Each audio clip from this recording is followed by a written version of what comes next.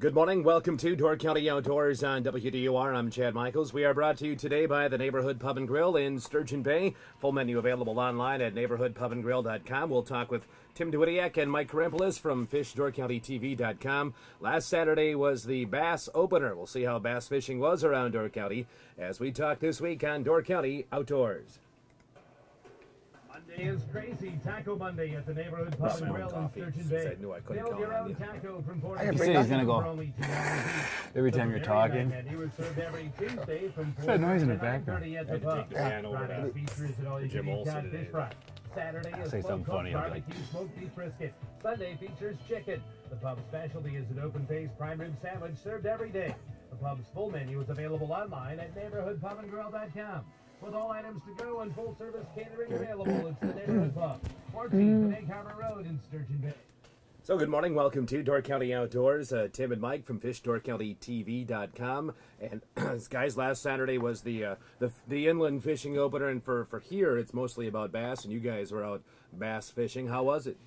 Good. Very good. Yeah. I'll tell you what. Well, the funny thing was that not expecting the water temps that we seen. We were fishing farther up north, and what did we see for water temps? Oh, we had water temps that were pushing 60 degrees by the time we left in the afternoon. I mean, we got there. It was one of those. We started in the spring. On our first trip, we started with looking at the water temps in March, saying this can't be right, and we did it again Saturday when we went in there. We're like, this water can't be this warm. Yeah, we were brown trout fishing in March, and that was pretty funny because we're in the flats, and we put the locator on it. It said 48 degrees. Yeah. We're like, well, something can't be right. So we're out in the flats cruising around. We got the trolling motor down to get the two different temperatures, and sure enough, it was right. And then now Saturday, 60-degree water. And it was funny when we launched and we looked at the water like in the launch right away in the morning. It was like 55, 56. We both looked at each other like, if this is right, this is going to get pretty crazy today. And it did. It was pretty awesome. Well, what's the norm for this time of year? Isn't it if you can find 50, you're pretty good? Yeah, exactly. Right? 50 down here would be warm. Yeah. 50 up north is unheard of, and I guess it's a good thing and a bad thing. The fishing has been phenomenal. The bad thing is that like Mike and I were talking, we missed all that early bite. Because the season being what it is, being closed. So we probably missed, darn near 3-4 weeks of that early season fishing that we really enjoy. But I'll tell you what, you can't. You can't. I mean, the you can't numbers are complain pretty about crazy. the numbers of fish. Yeah. It just was unbelievable, and not just when we were up north, but a lot of people get back to us on Facebook or email us and that and telling us what was going on. It seemed like the whole county was pretty much clicking on Saturday as far as the opener for smallmouth season. It really was. Where was I going? Oh, the warm water temperatures. What will that do for any of the spawning? I mean, is it going to start early then, or Good question. It could, it actually could be a real early spawn. It's gonna matter what happens here this week and early next week to see when the bass tournament comes into town. But we haven't fished bass down here yet. But based on what we're hearing for water temps, I mean, it could very well be. And, being here for close to 20 years now, I don't think I've ever seen a spring like what we've experienced. We've never experienced that kind of fishing as far as water temperature, the action of the fish. And, the other day we were talking, we're heading up north, and, we're like, boy, it feels like it's in the afternoon, and here it is 11 o'clock, and it just feels like it's later on in the year already, just because of conditions and what you're seeing. But when you look at the calendar, it's, early May yet. And, but, it is what it is, and we're kind of anxious to see how the season's going to progress. Look at the funny thing is everything's so far ahead, but the salmon, the salmon are biting out on the lake. So, and that's not usually ever happened this early. So it will be an interesting scenario. Bass tournament should be real interesting as well. And, they probably will never see these kind of conditions or have ever seen these kind of conditions. But, what can happen. I mean, look at earlier in the, midweek here, cold front come in, winds out of the north. It seems like you go back into a normal quote-unquote spring. And who's to say what's going to happen, you know? It's going to be interesting because we saw with the walleye, we thought the same thing. We thought, well, these fish might spawn really early. And they actually did in the river. They spawned earlier. Yeah. That season was quick, and they were out of there, it seemed like. And the West Shore was in the West Shore as well. But, in Sturgeon Bay, look how long, we fished. We fished from the end of March into, just recently. And we've been catching spawning fish from the very beginning up until the last week or two. So, it seems like some of these fish, like we've always said, they don't all spawn at the same time. And it seems to me like sometimes, especially the fish that spawn in the main lakes more than rivers, you get those early spawners that go by water temp. If it gets warm enough, they might go in and do the spawn.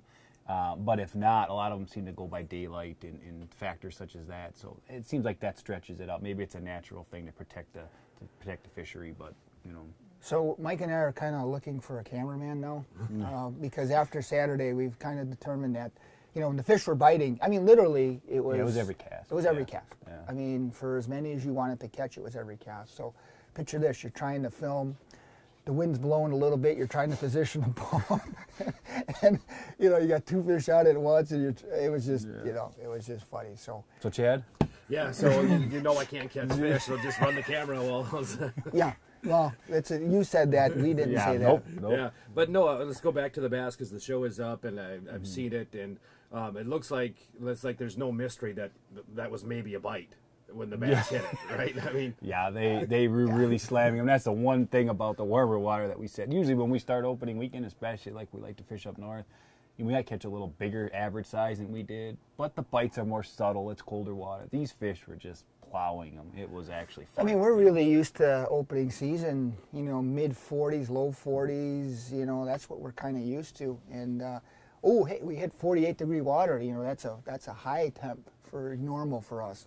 You're seeing, you put the boat in the water, it's 55, 56, you get to your spots and it's 58, 59, and you're looking at one another. Yeah. And the fish are just slamming baits. Yeah. It wasn't, oh, do I have one? It wasn't even like that. It was just unbelievable. Did it matter what lure you were using, or were they hitting everything?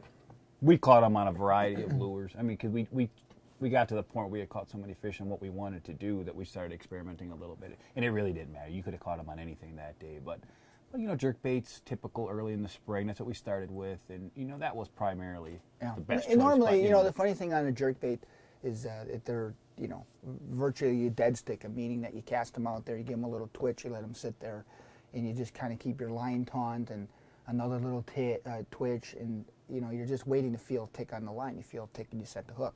Well, as you've seen in some of that footage, it was more like the rod kind of getting pulled out of your hands, and that's how they were biting. And we had some nice fish. We didn't have any monster fish. We might have had a couple fish up to 4 pounds. A lot of those 2.5 pounders, 3 pounders, fun to catch. And it's kind of funny. We're out fishing and we're like, well, geez, we need some big fish, and you kind of get spoiled catching those fish. Well, okay, you're catching every cast, and well, we want to get a big one now.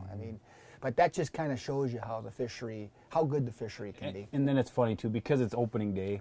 You haven't caught bass for so long, obviously. So you start catching them, and it's so much fun again. And then you say, okay, we're gonna catch a few more, and then we're gonna go try to locate a little bigger pocket of fish, size-wise. And you just a couple more casts, and it was just so much fun that we really never left a couple of those areas where the numbers were so good. We probably could have moved and try to relocate a school of fish a little bigger size. But, that first day especially, it's just so much fun. What's fun about, like filming a show is on a day like that, we literally probably had the show in a half hour done. And but we wound up fishing, the whole day, the opener. That's just what we did. Yeah. And we're always looking for, we caught them here, but what about over here? And, what about over here? Let's try this. Let's try something new.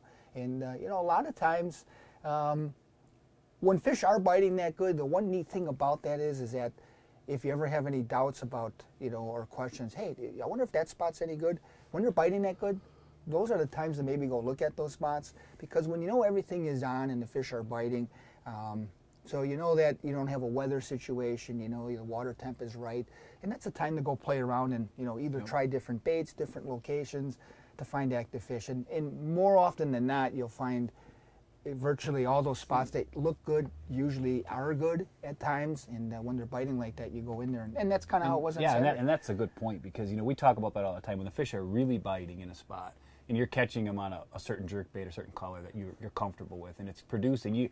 Your first instinct is to not change, just to continuously throwing it because it's working. But that's the time you gotta pull out different colors, because everyone's got a pile of colors in their tackle box, right, in your crankbait box, and you might only use a couple different colors normally, but that's the time to try every color you got in there. And if one doesn't get bit in those situations, it's probably telling you something, because you can see how many fish are there and how aggressive they are. What right? was funny is that you would have thought that we were amped up on some energy drinks, because, again, we wait all year for that, and you pull up in there and you see the water temp, and literally you're like, I just can't believe this.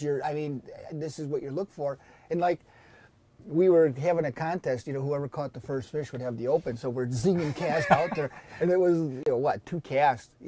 Mike had the first fish, and it's just it's hard to explain. It's like seeing it'd be the equivalent to seeing a big buck come in, and say you don't get a shot at him, but just seeing you go through those same things, and that's how it was on Saturday. And it's funny because well, we got to do this, we got to do this, and it's opening day. And then what you didn't see was Tim hook up right after that and then break off a brand bait that he just took out of the package and showed me how pretty it was. Yeah, $16 bait. Yeah, first fish snaps off. And then the funniest thing was he's holding the camera while I'm reeling in the fish, and the fish comes up by the side of the boat and throws his bait out. We couldn't find it, of course, but it was like insult to injury there. It was funny. It was, and what was interesting, the weather wasn't really the best for Saturday. We had some rain early on, wind. Towards the afternoon, though, it got nice, and it was kind of interesting because a lot of the diehards obviously were out fishing, but it really kept a lot of pressure off. Then later on in the afternoon, we started to see a few more boats in that, and pretty much in all those spots, all those locations, people were catching fish, and it's nice to have fishing like that, and it just kind of brings things into reality, because that's how it can be, and then it can also be like how we experienced earlier, another time we were out this week fishing, where it was just, we actually had to work. It was really, really tough, and but in the same token, those must be the days I go fishing. But we were going to call you on that day and have you come up and join us. But in the same token, you stumble into that. In the same token, those are when you take you take those days that you've had good success on, and you kind of go, okay, well, here's what we've done in the past. We're fishing new water. What do we want to do? And we didn't catch huge numbers of fish, but Mike caught a 22-incher. That's the biggest we've ever caught together. Not that it was a real heavy fish, but it was 22-inch fish. And just a trophy. I mean, a trophy fish. And in all fairness, we fished we did what people should do. I mean, we caught all those fish, and then the next time we went and fished a completely different area. I mean, we didn't go back to that spot. We knew we could go back in there and catch those fish again.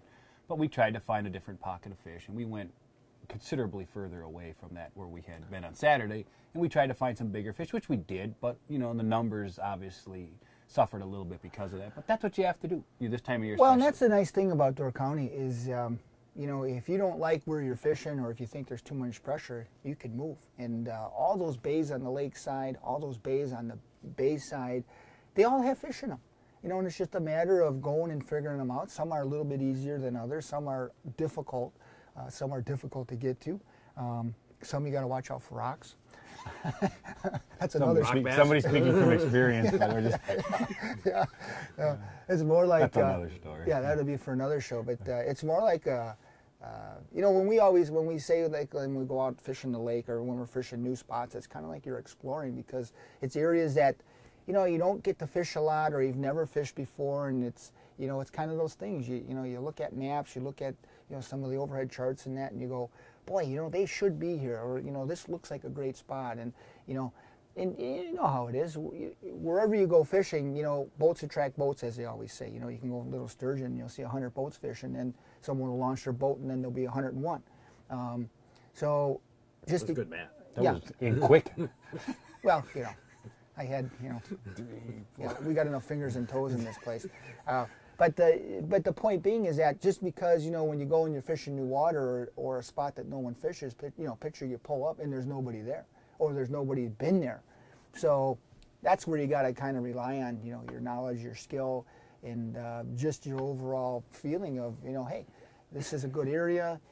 When we always talk about spring smallmouth, to me it's always been relatively easy from the standpoint of if you know a few different things. You know where the fish winter, you know where they spawn, when they come into spawn, and it's just a matter of where they migrate. Then if they're wintering out here and they're spawning here, here's their migration route, and it's a matter of just picking them off when they're in migration.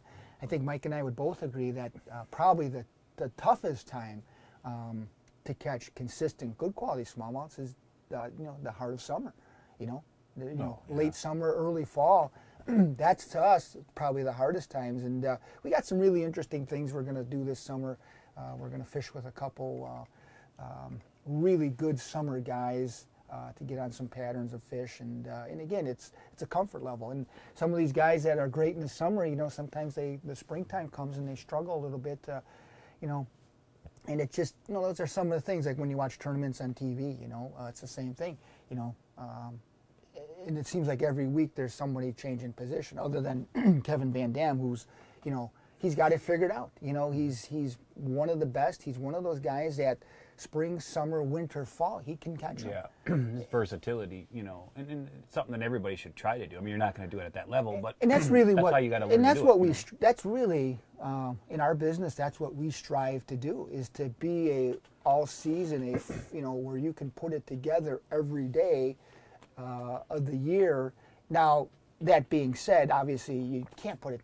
It doesn't happen that way, but you got to know that when you're out there fishing, that, hey, you know what, I'm putting my best foot forward. I'm very confident in what we're doing, and if we're not catching them, maybe it's something that we have to change. So, all right, let's take a break here. We're talking bass fishing this week on Door County Outdoors, brought to you by the Neighborhood Pub and Grill in Sturgeon Bay. We'll continue with Tim and Mike, or maybe Mike and Tim, as we continue on WDOR. Continuing on WDOR now with Door County Outdoors. So, I mean, this spring of the year, this time of year, are we looking for a certain depth of water that you're going to have really good success with fishing for bass? Yeah, pretty much. I mean, you're going to focus almost all of your attention this time of the year to, for sure, 10 feet or less, and most of the time into that 6 to 8 feet or less, and sometimes as skinny as 1 to 2 feet of water. And that's one mistake that a lot of people make, is a lot of times people will not go shallow enough for these fish. We've pulled some really big fish already this season, and in years past, a lot of big fish out of a foot or two of water. And the funny thing about that is it's not in every location. You got to have, it seems like you got to have certain conditions, sand, gravel. Mm-hmm. And the funny thing is that you would think that if there's a fish in a foot of water, you could see him. No way. You can't see him. Yeah. The only time you can see him, dead flat calm, sun's got to be right. Because what happens is they mimic the bottom.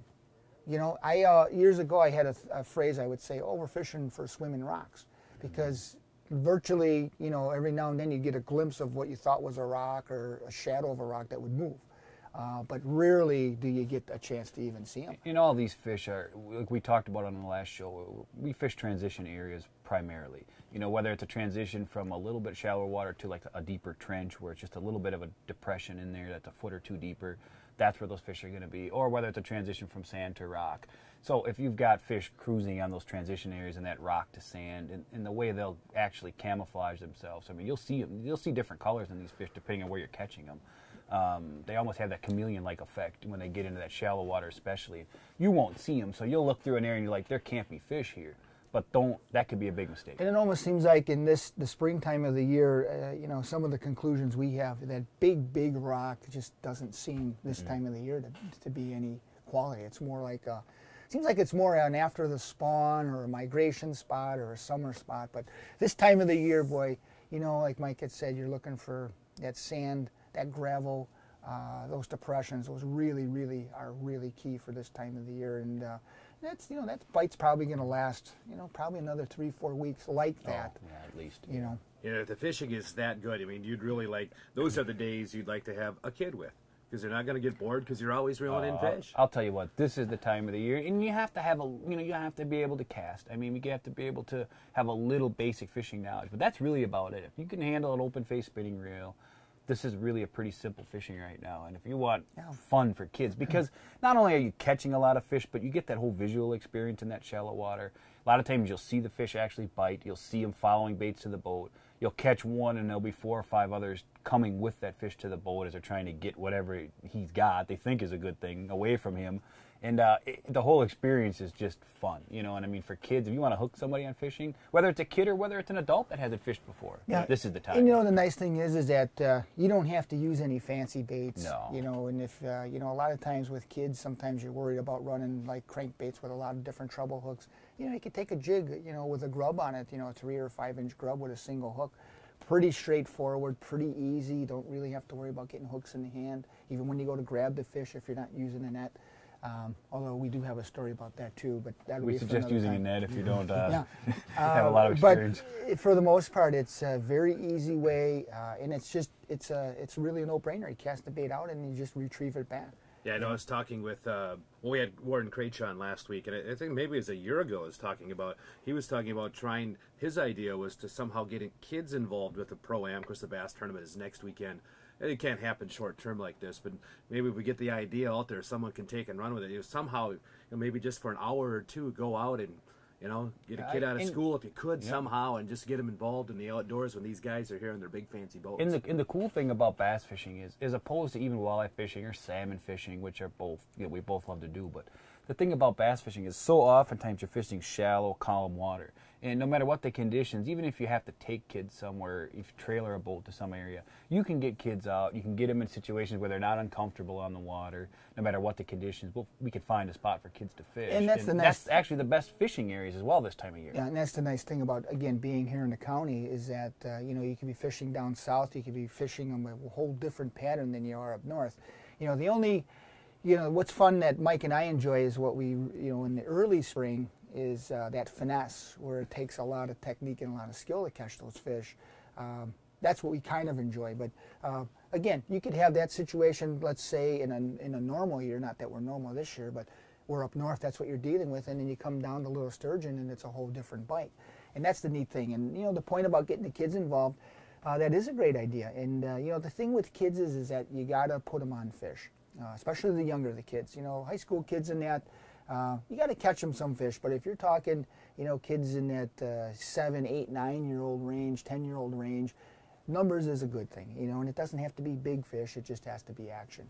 And so when you got conditions like what we have now, which we're probably going to have for a little bit of time yet, you know, we always say on the fish report, you know, get out and take advantage of the great fishing we have here. And, you know, we really wish more people would, and we wish that more people would get their kids involved. And, you know, the other thing is that all the hunting programs have mentor programs. And I've never seen this happen. I've never actually even been approached. I don't even think you have. I haven't either, no. But we're, you know, if a family, you know, listening to the show, you know, has kids and, you know, maybe they don't have access to a boat or fish but want their kids, you know, I've never been approached, and it would be kind of interesting if someone did ever approach me. Hey, you know what?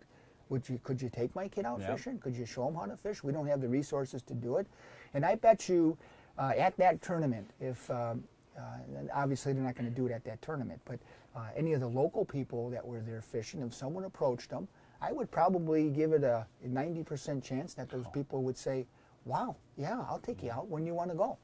And no one's ever done that. And as long as it takes one person to do, and again, I think all those people would look forward to doing that. You know, seriously, if anyone's interested in that, you can visit our Facebook page at Fishdoor County TV, and you know, or give us a call or an email, or even probably to you, Chad. Yeah, I'm sure you could hook us up, and you know. And it's something that needs to be done, really. Just as long as it's not Chad. Yeah. Chad will take you out, don't worry. Yeah. No, we'll be getting emails. It'll be like, you know, relatives of Chad. Yeah, he'll spell his name different, and then he'll show up with his rod in the morning. I'm here, guys. I'll just meet you at the dock. Yeah. I'll just meet you there once we're there. Yeah. So you can always contact us here at WDOR. We'll pass the information along. But that was Warden Chris's idea, and I thought maybe if we get it out there, maybe someone would you know, take the bait on an idea, so to speak. So that's not just. No rookie can come up with that. So takes some experience.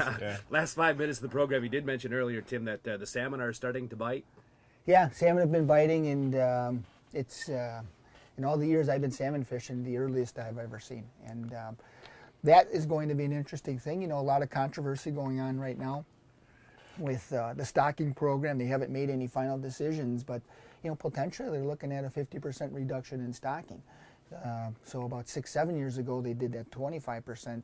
So, we may be adding another 50% reduction in stocking. So a lot of things are up in the air right now. What are they basing that on? Just actual forage Well, for the fish that are there? They're to eat? saying that the actual forage right now is at a record low in the lake, and they get that data by a few different methods: trawling, sonar, all those kind of things.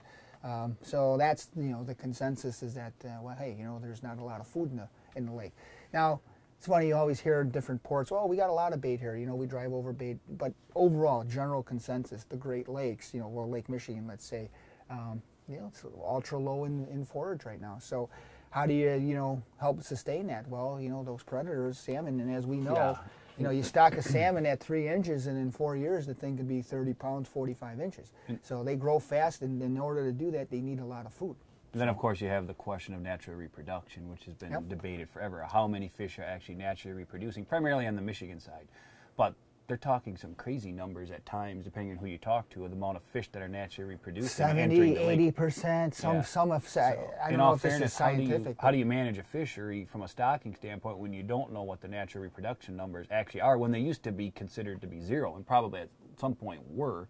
But species adapt, whatever you want to call it. I mean, situations change, and it appears that there's natural reproduction now. And so now, like you say, with a shrinking forage base, it's hard to control how many fish. You have to have the right amount of fish out there, otherwise you're going to have a big problem. Yeah, and it's only been, since 68, 69, since the salmon have been put in there, so there's not... there's not a big database. There's not a lot of history on them. Yeah. But didn't we learn on this program last year, maybe the year before, that they'll be able to very easily tell if it was a stocked fish or not, for the way they have them marked? Well, they will be once they start returning. Right.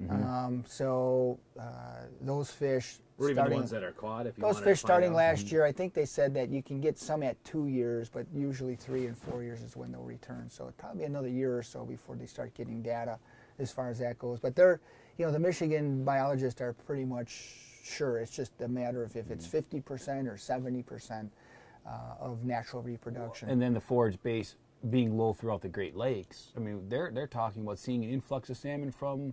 Is it Lake Huron or yeah, Lake Huron, and in fact, Lake Huron, I don't even know that they're stocking that anymore. I don't think they are. They're relying on total natural reproduction because that's the big concern. Is a few years ago, their alewife population completely crashed, and you couldn't catch a salmon in Lake Huron. So that's what the big process, the thought process is, and it's kind of funny.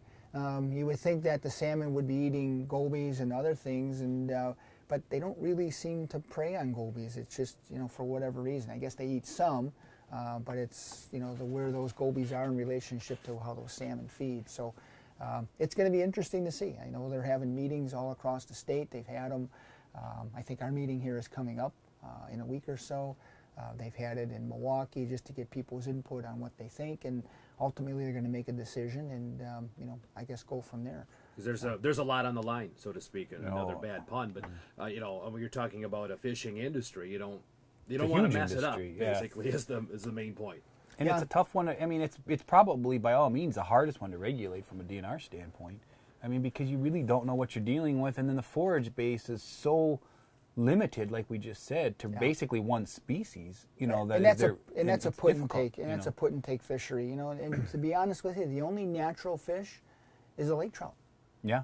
That's it. All the other species, salmon, trout. Technically, they're exotic. Steelhead and that, yeah. I mean, we talk about gobies and all these other things, but technically they are as well. I mean, they're intentionally introduced one, but it still is not a native fish. All right, we started to touch on that. Just wanted to get an idea where things are at. Probably we can get somebody in to discuss it further as the heart of the salmon season approaches, guys. Good luck fishing throughout the next week. And Bass is the program this week online at fishdoorcountytv.com. Yep. Bass will be up this week, and then the following week we'll have a really cool show on the muskie stocking show. So. Sounds good. Thanks, guys, for being here. Chad, we'll see you on the Thanks, water. Chad. Tim and Mike from Fish Door County TV on WDOR's Door County Outdoors.